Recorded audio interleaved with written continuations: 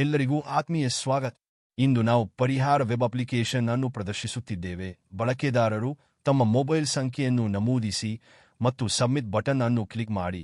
ಅದು ಅವರನ್ನು ಮುಂದಿನ ಪುಟಕ್ಕೆ ಕರೆದೊಯ್ಯುತ್ತದೆ. ಅಲ್ಲಿ ಅವರು ತಮ್ಮ ಪಾತ್ರವನ್ನು ಆಯ್ಕೆ ಮಾಡುತ್ತಾರೆ ಮತ್ತು OTP ಅನ್ನು ನಮೂದಿಸುತ್ತಾರೆ. ಸಲ್ಲಿಸಿದ ನಂತರ ಬಳಕೆದಾರರನ್ನು ಹೋಮ್ ಡ್ಯಾಶ್ಬೋರ್ಡ್ಗೆ ಮರುನಿರ್ದೇಶಿಸಲಾಗುತ್ತದೆ. ಇಲ್ಲಿಂದ ಅವರಿಗೆ 2 ಮುಖ್ಯ ಆಯ್ಕೆಗಳಿವೆ: ಡ್ಯಾಶ್ಬೋರ್ಡ್ ವರದಿ ವಿಭಾಗವನ್ನು ಪ್ರವೇಶಿಸುವುದು ಅಥವಾ ನಿಯೋಜನೆ ವಿಭಾಗಕ್ಕೆ ನ್ಯಾವಿಗೇಟ್ ಮಾಡುವುದು.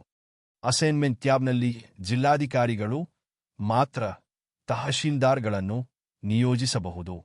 ಇದನ್ನು ಮಾಡಲು ಬಳಕೆದಾರರು ಮೊದಲು ಡ್ರಾಪ್ಡೌನ್ ಪಟ್ಟಿಯಿಂದ ಪ್ರಕಾರ, ಜಿಲ್ಲೆಯ ಹೆಸರು ಮತ್ತು ಅನುಗುಣವಾದ ತಾಲ್ಲೂಕನ್ನು ಆಯ್ಕೆ ಮಾಡಬೇಕು. ಆಯ್ಕೆಗಳನ್ನು ಮಾಡಿದ ನಂತರ ಬಳಕೆದಾರರು ಬಳಕೆದಾರರನ್ನು ಸೇರಿಸು ಬಟನ್ ಅನ್ನು ಕ್ಲಿಕ್ ಮಾಡುತ್ತಾರೆ. ಅದು ಬಲಭಾಗದಲ್ಲಿ ವಿವರವಾದ ಕೋಷ್ಟಕ ಸೈಡ್ಬಾರ್ ಅನ್ನು ತೆರೆಯುತ್ತದೆ. ಇಲ್ಲಿ ಬಳಕೆದಾರರು ಪಾತ್ರವನ್ನು ಆಯ್ಕೆ ಮಾಡಬೇಕು. ಫೋನ್ ಸಂಖ್ಯೆ ಮತ್ತು ನಿಯೋಜಿಸಲಾದ ಸದಸ್ಯರ ಹೆಸರನ್ನು ನಮೂದಿಸಿ. ಫೋನ್ ಸಂಖ್ಯೆ ಮತ್ತು ಸದಸ್ಯರ ಹೆಸರನ್ನು ನಮೂದಿಸಿದ ನಂತರ ಬಳಕೆದಾರರು ನಿಯೋಜನೆಯನ್ನು ಪೂರ್ಣಗೊಳಿಸಲು ಸಬ್ಮಿಟ್ ಬಟನ್ ಅಥವಾ ಪ್ರಕ್ರಿಯೆಯನ್ನು ಸ್ಥಗಿತಗೊಳಿಸಲು ಕ್ಯಾನ್ಸಲ್ ಬಟನ್ ಅನ್ನು ಕ್ಲಿಕ್ ಮಾಡಬಹುದು. ನಿಯೋಜನೆ ಟ್ಯಾಬ್ನಲ್ಲಿ ನಿಯೋಜಿಸಲಾದ ಪಟ್ಟಿಯನ್ನು ಪ್ರದರ್ಶಿಸಲಾಗುತ್ತದೆ. ಇದೇ ವಿಧಾನ ತಹಶೀಲ್ದಾರ್ಗಳಿಗೂ ಅನ್ವಯಿಸುತ್ತದೆ. ಅವರು ತಮ್ಮ ಮೊಬೈಲ್ ಸಂಖ್ಯೆಯನ್ನು ನಮೂದಿಸಬೇಕು ಮತ್ತು ಸಬ್ಮಿಟ್ ಬಟನ್ ಅನ್ನು ಕ್ಲಿಕ್ ಮಾಡಬೇಕು. ಅದರ ನಂತರ ಅವರು ತಮ್ಮ ಪಾತ್ರವನ್ನು ಆಯ್ಕೆ ಮಾಡುತ್ತಾರೆ ಮತ್ತು ಅಂತಿಮವಾಗಿ ಅವರು ಮುಂದುವರೆಯಲು OTP ಅನ್ನು ನಮೂದಿಸುತ್ತಾರೆ.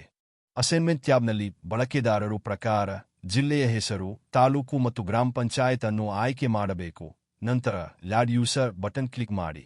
ಇದು ಬಲಭಾಗದಲ್ಲಿ ಟೇಬಲ್ ಸೈಡ್ ಬಾರ್ ಅನ್ನು ತೆರೆಯುತ್ತದೆ.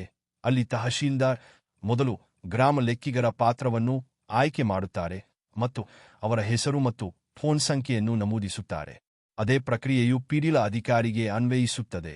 ಅಲ್ಲಿ ಪಾತ್ರವನ್ನು ಆಯ್ಕೆ ಮಾಡಲಾಗುತ್ತದೆ ಮತ್ತು ಹೆಸರು ಮತ್ತು ಸಂಖ್ಯೆಯನ್ನು ನಮೂದಿಸಲಾಗುತ್ತದೆ. ಕೊನೆಯದಾಗಿ ಸಹಾಯಕ ಇಂಜಿನಿಯರ್ ಹೆಸರು ಮತ್ತು ಫೋನ್ ಸಂಖ್ಯೆಯನ್ನು ಸೇರಿಸಲಾಗುತ್ತದೆ. ಎಲ್ಲಾ ವಿವರಗಳನ್ನು ನಮೂದಿಸಿದ ನಂತರ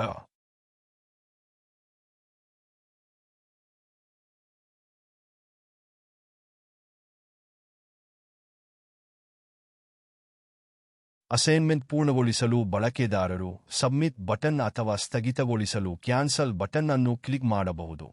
ನಿಯೋಜಿಸಿದ ನಂತರ ನಿಯೋಜಿಸಲಾದ ಬಳಕೆದಾರರ ಪಟ್ಟಿಯನ್ನು ನಿಯೋಜನೆ ಟ್ಯಾಬ್ನಲ್ಲಿ ಪ್ರದರ್ಶಿಸಲಾಗುತ್ತದೆ. Thank you.